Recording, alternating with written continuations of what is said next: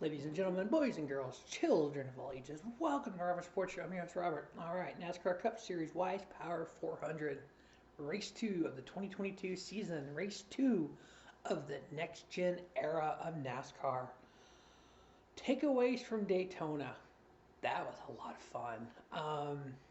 I didn't have a lot of expectations. I didn't know what the car would do as a fan. I enjoyed the race. We saw the duels. We know what the duels were like. I think we've seen things we've not seen in the Cup Series. Yeah, there was some single file racing, but yeah, there was a lot of double file racing. Yeah, there was a lot of people getting runs on people. We saw you could fall back, you could come up quicker. Green flag pit stops kind of got the field kind of mixed up a little bit. Fords were fast in the draft. Chevy had straight line speed. Fords had draft speed. Toyota was kind of in the middle. We had a rookie win it. The first rookie to win the Daytona 500. First rookie of the year candidate to win the Daytona 500 because we know Trevor Bayne in 2011 won it as a rookie, but was not running for rookie of the year. Austin Cindric, I didn't have him in my playoffs. Some of you may have. I didn't. I had Eric Jones instead. So now, you know, we have one of how many winners in 2022? Could we have 17? Could there be somebody that wins a race that doesn't make the playoffs? We'll see. But my picks I had for the 500, Denny Hamlin finished 37th, but Brian Blaney 4th, Bubba Wallace 2nd, and Brad Keselowski 9th. At that final restart, 3 of the top 4 of my picks. So it's like I'm rooting for those 3 and Austin Cindric wins, and I didn't pick him. I'm like, okay. But, you know, and this thing, hindsight is what it is. You look back and going, oh, he won an Xfinity race at Daytona. He's in a fast Ford. Why didn't I pick him? You know, why didn't I go Penske Racing? I picked Ryan Blaney. I mean, but yeah, and I was, when I came around to turn 3 and turn 4, on that final lap, I thought we were going to have a replay of last year. Blaney was pushing so hard. I'm like, is he going to, I think it was turn 2 or 3 when this happened. I'm like, is he going to turn him? I mean, it happened last year with Logano and Keselowski. Do we have that? And Bubba win? You know, Bubba half car length. That was just, it was cool seeing Bubba Wallace upset that he finished second at Daytona because he's done it so much. You know, his last 3 restrictor play races, second, first, second. And like Denny Hamlin said last year after the second Talladega, or the first Talladega race, him and Bubba had a conversation. They sat down, they talked. He gave us some pointers on on super speedway racing. Second, first, and second cents. Yeah, it's going to be an exciting season. On to Auto Club Speedway. 36 charter teams are only teams that are there. So no open cars. It's a 36 car field. 400 miles, 200 laps, 3 stages, 60, 60, and 80. Alex Bowman won stage 1 last year. Ryan Blaney stage 2. Alex Bowman won the race. The last 2 races at Auto Club Speedway. Kyle Busch, 1 win, average of 1.5. Top 2s in both of them. Brad Keselowski, 4th place, 2 top 10s. Kurt Busch, 4.5, 2 top 10s. 6.5 average for Denny Hamlin. Kevin Harvick, 6.5. Alex Bowman, 11th in 1 race. Their career, for their lifetime career at Auto Club, those are just the last 2 races. For their career at Auto Club Speedway, Chase Elliott, 9.4, 5 races. Kyle Busch, 22 races, 9.54, 4 wins. Kurt Busch, 27 races, 12.2, 1 win. Brad Keselowski, 12 races, average of 13.6 with a win. Kyle Larson, 14.7 with a win. Was it back in 2014, I think it was, 2015, whatever it was. There was an era there where Kyle Larson was dominating these 2-mile tracks. He likes fast tracks. He likes to run against the wall. That's what California is. Auto Club Speedway is. Auto Club and Michigan are a lot alike. And Kyle Larson's ran well, both of them. Now, Auto Club is 2-mile DUC global, so is Michigan. Auto Club has 14-degree turns, banking. Michigan is 18-degree banking. Front stretch for Auto Club is 11, for Michigan is 12. Backstretch, 3 degrees banking at Auto Club, 5-degree banking at Michigan. So these 2 tracks run a lot alike. The only difference is we haven't been here in 2 years. And this is the last time on this configuration. They're going to demolish it and build a short track. It's going to be Bristol of the West. Cannot wait. I think that is going to be so exciting. The last 2 races on the last 7 races on the 2 mile tracks. Kyle Busch averaged a 4.29 with 1 win, 5 top 5s. Kevin Harvick, 5.2 average, 3 wins, 4 top 5s. Denny Hamlin, 5.5, 3 top 5s. Martin Truex Jr., 6.23 with 4 top 5s. Kurt Busch, 8.29, 3 top 5s. Chase Elliott, 9.71, 1 top 5. As we know from Tech yesterday, we have a number of cars going to the back. We have both 2311 cars, which Kurt failed inspection 3 times, I think it was. So he's got a pass-through penalty. I know these guys are pushing it. It's the new car, but come on. This year we need to see something different.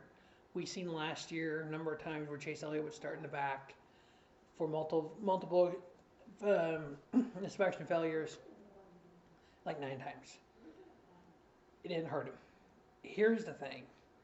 The pass-through penalty, yeah, that's going to hurt Kurt Busch a little bit, but first caution flag, he gets the lucky dog. You got to make it a little bit more severe. I think first time, okay, fine. The guys that have to start in back, Bubba Wallace, B.J. McLeod, Logano, I can't remember the whole list I saw online. I forgot to write it down. If that happens again this year, those same drivers, I think there needs to be either a pass-through or they need to be parked for a lap. I'm sorry, you got to make it. You got to bring the hammer down. You got to say this is what you got to happen. If you do it multiple times, eventually it needs to be you're parked for laps. I don't think you can, with the sport and sponsors and stuff, you can say you're taking the car out of a race because that's not really fair to the sponsors. But I think if it happens 5, 6, 7 times, you may have to. Just like with some of the rules this year, they're bringing the hammer down on the level 1, 2, and 3 penalties. It's like with the wheels come off. You get 4 race suspension for the crew chief, crew members. I don't think that's too harsh. I think for the safety of the sport, for what the sport wants to end up being or doing, you got to have that. I know Colic has protested theirs, and they have a review for it. Obviously, the crew chief can be in Fontana until the review is heard.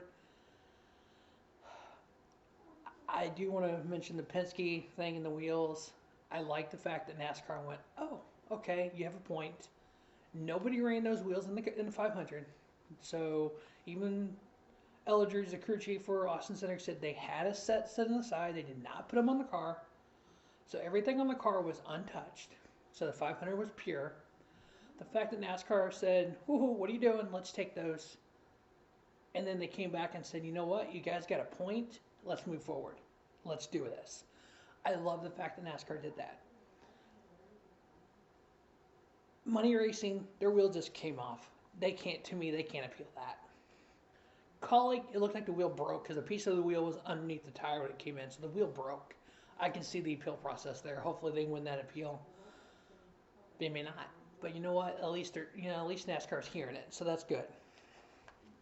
But my picks to win the Wise Power 400 from Auto Club Speedway. How do you not go with Kyle Larson? He has dominated here before. He's in a fast Chevrolet for Hendrick Motorsports. So Kyle Larson, he's done well here. Kyle Busch, I mean, come on. He's got 4 wins at Auto Club in his career. On the last 2 races, he's going to win in first place and the second place. Denny Hamlin, his teammates, always ran well here. My 4th pick, based on the way these Fords have ran, it's like I want to pick a Ford guy. I'm going to go with. It's like Kevin Harvick. We'll go Kevin Harvick this round. Now. Here's the little funny stat that I looked up. In the 4 years since the stage racing began in 2017, the drivers that finished in the top 10 in both Daytona 500 and the California race. Ryan Blaney has done it twice. Logano's done it once. Denny Hamlin has done it 3 times. Oh, sorry, Logano did it twice. He'll just run by the year here. So in 2017, Ryan Blaney had a 2nd Daytona, 9th at California. In 2018, Logano was 4th and 5th. Ryan Blaney was 7th and 8th. Denny Hamlin third and a sixth. Austin Dillon won Daytona, 10th at California. 2019, Kyle was second at Daytona, first at California. Hamlin in 2019 was first at Daytona, seventh at California. Logano fourth at Daytona, second at California. In 2020, Denny Hamlin won Daytona, sixth at California. Harvick was a fifth and a ninth in 2020.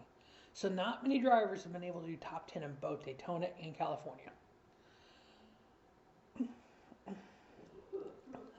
So I think we're going to have some points fluctuating now. So my 4 picks, again, Kyle Larson, Kyle Busch, Denny Hamlin, Kevin Harvick.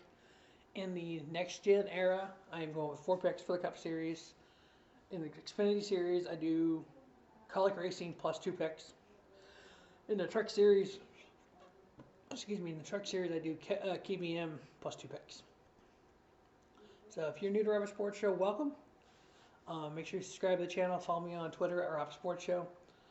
Otherwise, thanks for watching Robert Sports Show. Don't just have a great day. Have a spiffy day. Robert Sports Show, your YouTube leader in sports channel content. If you want to go back on Robert Sports Show, you can look at the Champion Profile Series that I've been working on. You can also look at the countdown to Daytona 500, which I profiled each and every car number from the Cups, from 100 through 0 for the NASCAR Cup Series, Xfinity Series, and Truck Series. Just those car numbers. So check that out as well. Have a great day.